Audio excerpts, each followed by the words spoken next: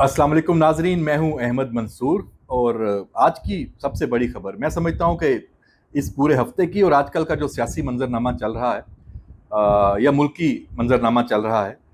जो मामलात हैं उसमें ये बहुत बड़ी ब्रेकिंग न्यूज़ है। और इमरान खान ने अडयाला में गुफ्तगू भी की है, उसमें भी बहुत सारी चीज़ें हैं जिन पे बात होनी चाहिए, लेकिन उसको साइड पे रखा है आज, क्योंकि जो खबर ये है इसके मुख्तलिफ पहलू हैं। ख़ास तौर पे खबर तो आ गई, उस पे बात होनी बड़ी ज़रूरी है। कुछ चीज़ें हैं वो आपसे शेयर करनी है। साबिक DGISI लेफ्टिनेंट जनरल रिटायर्ड फैज़ हमीद का कोर्ट मार्शल शुरू है, और ये एलामिया ISPR का है। पहले तो आपको इस मुख्तसर एलामियों को पढ़ के सुनाते हैं, उसके बाद इसकी कुछ चीज़ें से जुड़ी हैं। वो एक टॉप सिटी केस था, सुप्रीम कोर्ट में उसकी समाअत होती थी, और वहाँ से एक हुक्मनामा हदायत वो पाक फौज को, GHQ को वो गई। उस पर ये एक कोर्ट ऑफ इंक्वायरी, ये पहला अमल है जो कोर्ट ऑफ इंक्वायरी का, ये कोर्ट मार्शल से कम दर्जे का है, वो शुरू किया गया लेफ्टिनेंट जनरल रिटायर्ड फैज़ हमीद के खिलाफ। और उसमें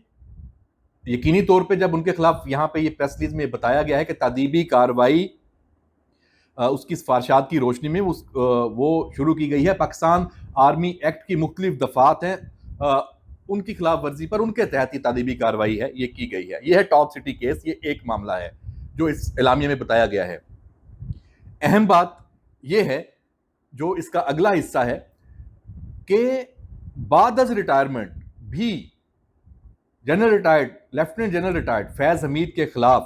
आर्मी एक्ट की मुतअद्दिद खिलाफ वर्जियां हैं, उसके इल्ज़ामात हैं, कुछ चीज़ें हैं सामने आई हैं जिनकी रोशनी में फैज़ हमीद के खिलाफ कोर्ट मार्शल की कार्रवाई का आगाज कर दिया गया है और उन्हें फौजी तहवील में ले लिया गया है। अब ये बाद अज रिटायरमेंट की जो सरगर्मियां हैं जिसमें वो मुलव्वस पाए गए हैं, जो उनके खिलाफ इल्ज़ामात हैं, और कोर्ट मार्शल की कार्रवाई कोई मामूली अमल नहीं है, यकीनन संगीन इल्ज़ामात हैं। अगर उससे कम दर्जे की चीज़ थी वो कोर्ट ऑफ इंक्वायरी में सेटल हो गई। टॉप सिटी का जो मामला है, ज़ाब्ते की कार्रवाई, डिसिप्लिनरी एक्शन, वो उसकी तफसीलात भी आ जाएंगी सामने कि क्या हुआ उसमें। पर जो उनकी बाद रिटायरमेंट मुराद हैं वो वापस हो सकती हैं, और कुछ चीज़ें हैं वो उसमें शामिल हैं, उसकी भी तफसील तो नहीं आई लेकिन यकीनी तौर पे अब आएगी। लेकिन जो अगला काम शुरू हुआ है, साबिक DGISI का कोर्ट मार्शल, पाकिस्तान की तारीख में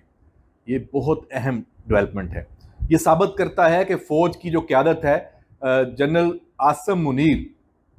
ज़ीरो टॉलरेंस है किसी भी चीज़ पे। जो हालात हैं, जो मामलात हैं,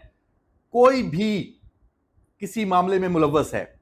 और उस मामले में जो पाकिस्तान को टारगेट कर रहा है, जिसमें पाकिस्तान के हालात उससे मुतासर हो रहे हैं, अदम इस्तेहकाम की बात भी इसमें आ सकती है, कौमी सलामती के मामलात भी उसमें आ सकते हैं। इस पे हम बाद में बात करेंगे। ये बहुत अहम है कि ऐसी कौन सी सरगर्मियां हैं जिनके इल्जामात हैं। टॉप सिटी स्कैंडल की हम बात कर लें, ये क्या था। 8 नवंबर 2023 को जो टॉप सिटी के मालिक हैं मोइज अहमद खान, इस्लामाबाद में आप आए मोटरवे इंटरचेंज से जब कश्मीर हाईवे पे, तो राइट साइड पे ये टॉप सिटी सोसाइटी है। और अभी बहुत तेजी से, क्योंकि एयरपोर्ट भी उस तरफ है, तो बड़ी कीमती अराजी है और बहुत बड़ी सोसाइटी है, उसके कुछ मामलात थे। तो उसमें जो मोइज अहमद खान ने 8 नवंबर 2023 को सुप्रीम कोर्ट में एक पिटीशन दायर की, जिसमें उन्होंने आर्टिकल 184(3) के तहत ये इल्जाम लगाया कि साबका DGISI lieutenant general Faiz Hamid ने अपनी अथॉरिटी को उनके और उनकी फैमिली के खिलाफ गैर कानूनी तौर पर इस्तेमाल किया। और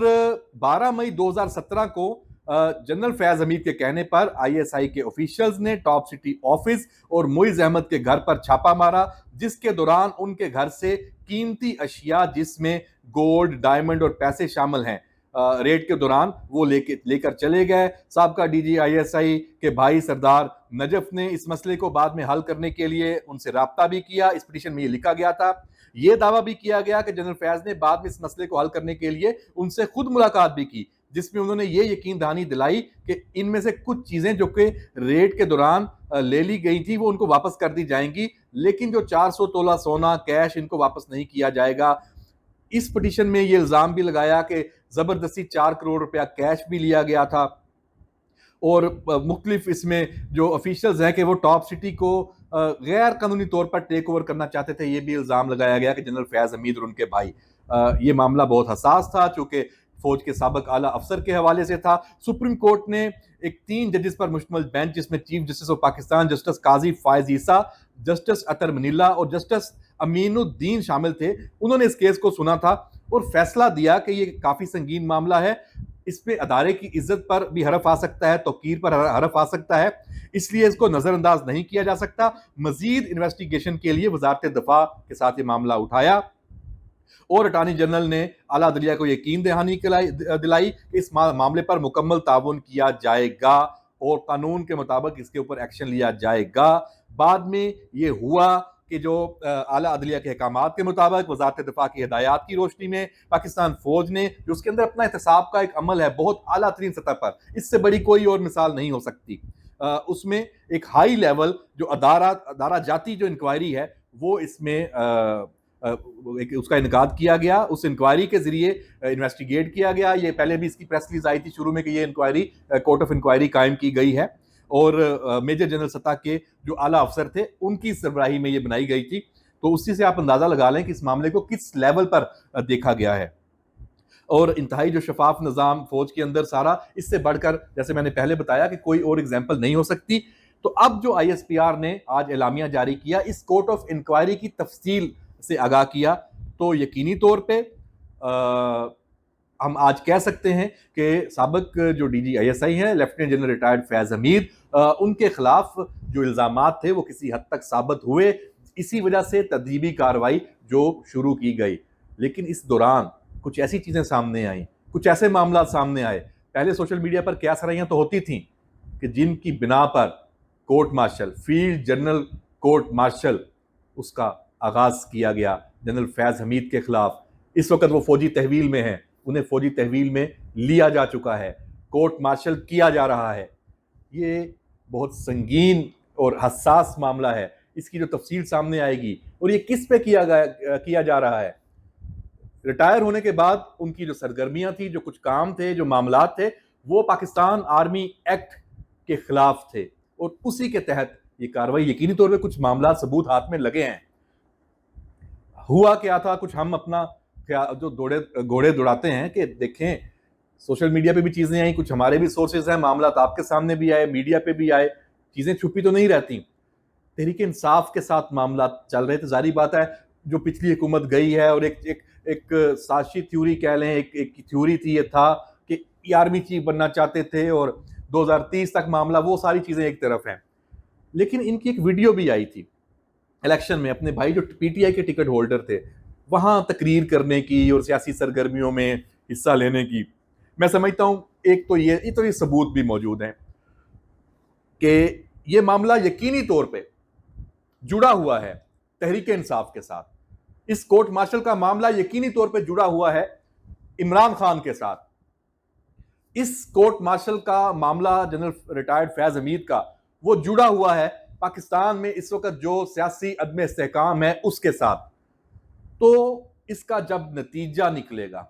اور جنرل ریٹائرڈ فیاض حمید جب اگر اس میں کوئی اور راز کھولتے ہیں، کیونکہ ان سے بہتر تو کوئی نہیں جانتا کہ آج جو پاکستان میں ہو رہا ہے وہ کیوں ہو رہا ہے، تو اس قوم کے سامنے، عوام کے سامنے، دنیا کے سامنے کچھ ایسی چیزیں سامنے آئیں گی کہ جو شاید ابھی ہم نے صرف قیاس رائیوں میں بھی ان کا تذکرہ نہ سنا ہو۔ تو ہمیں سب کو انتظار ہے یہ کورٹ مارشل کی کارروائی آنے والے مہینوں میں یہ مکمل ہوگی، یقینی طور پہ ایک تیز رفتار عمل ہے، یہ جلدی مکمل ہوگا، اور جب اس کی کارروائی مکمل ہوگی تو ہمیں ایک ہی سورس ہے جو ہمیں بتائے گا، اور وہ سورس ہے آئی ایس پی آر۔ وہاں سے ہمیں یہ چیز پتہ چلے گی، جس طرح آج انہوں نے نہیں چھپایا، اعلامیہ جاری کیا اور بتایا کہ فوج نے، آرمی چیف نے، جی ایچ کیو نے، پاک فوج کی قیادت نے کیا مثال قائم کی ہے۔ تو جناب یہ معاملات اس طرف جا رہے ہیں، چیزیں بہت ہیں، اور باقی جو اڈیالہ سے معاملات سامنے آئے ہیں، خبریں آئی ہیں کہ عمران خان صاحب فرما رہے ہیں کہ پتہ نہیں کیا ہونے لگا ہے، اور بنگلہ دیش کے ساتھ ملا رہے ہیں، اور یہ پھر دوبارہ پاکستان کے عوام کو، طلبہ کو اپنی فوج کے ساتھ لڑوانے جا رہے ہیں، ایک اور کوشش کرنے جا رہے ہیں۔ بہت افسوسناک ہے۔ 9 مئی سے نہیں سیکھا، یہ کچھ 9 مئی سے بھی بڑا کرنا چاہتے ہیں، دعوے کیے ہیں انہوں نے، اور اس کے بعد کچھ ہو جائے تو پھر یہ مکر جائیں گے کہ میں نے نہیں کہا تھا۔ حالانکہ جو آج انہوں نے کہا ہے، جو آج ان کی باتیں ہیں، جو آج ان کی دھمکیاں ہیں، وہ ریکارڈ پہ آنی چاہیے، اور ان سے لکھوا لینا چاہیے کہ یہ میرا بیان ہے۔ کل کو مکرے نہ پھر، جیسے پہلے 9 مئی سے اپنے آپ کو انہوں نے فاصلہ دیا کہ ہم نے تو یہ نہیں کیا، کبھی مان جاتے ہیں، کبھی مکر جاتے ہیں۔ صورتحال ٹھیک نہیں ہے۔ پاکستان میں انتشار فساد کا یہ نیا حملہ اڈیالہ سے اس کا آغاز ہوا ہے، اور اس میں سب سے ہماری جو نوجوان نسل ہے، طلبہ ہیں، ان کو ٹارگٹ کیا جا رہا ہے۔ اور بنگلہ دیش، کیا وہاں کے حالات کچھ اور، یہاں کے معاملات کچھ اور، چیزیں زمین آسمان کا فرق ہے۔ بہرحال اجازت دیجیے، اس پہ ہم نظر رکھیں گے۔ اللہ حافظ۔